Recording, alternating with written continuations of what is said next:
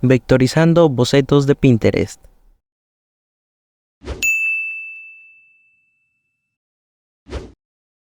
Hola a todos, en este video les mostraré cómo crear una divertida ilustración al estilo cartoon utilizando Adobe Illustrator. Utilizaremos la poderosa herramienta pluma y la función de anchura para darle vida a nuestro personaje. Así que prepárense para sumergirse en el mundo de la ilustración digital.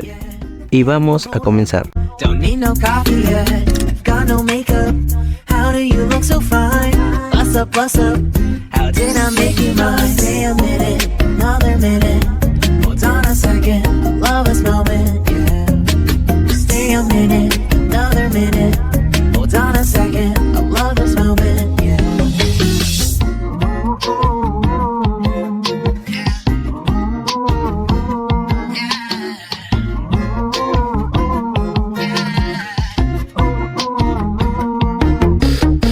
Love when we take our time to make love. Promise you I'm not wasting time in the bathtub.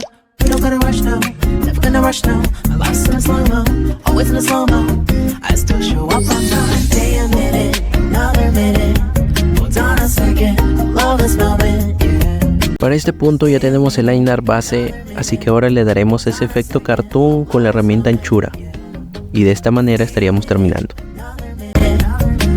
Second, love this moment, yeah. Stay a minute, another minute. Hold on a second, love this moment, yeah.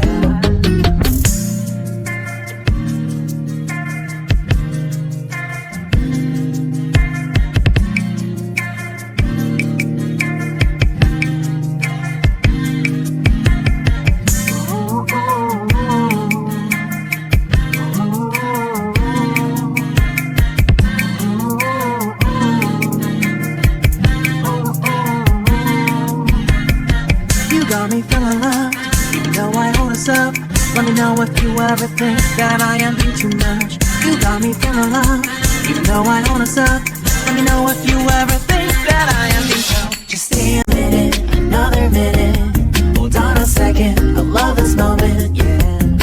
Just stay a minute, another minute. Ya con el line art listo, nos vemos en otro video con el coloreado. No olviden suscribirse, dar like, compartir el video y sobre todo comentar qué otros personajes les gustaría ver en el canal. Saludos.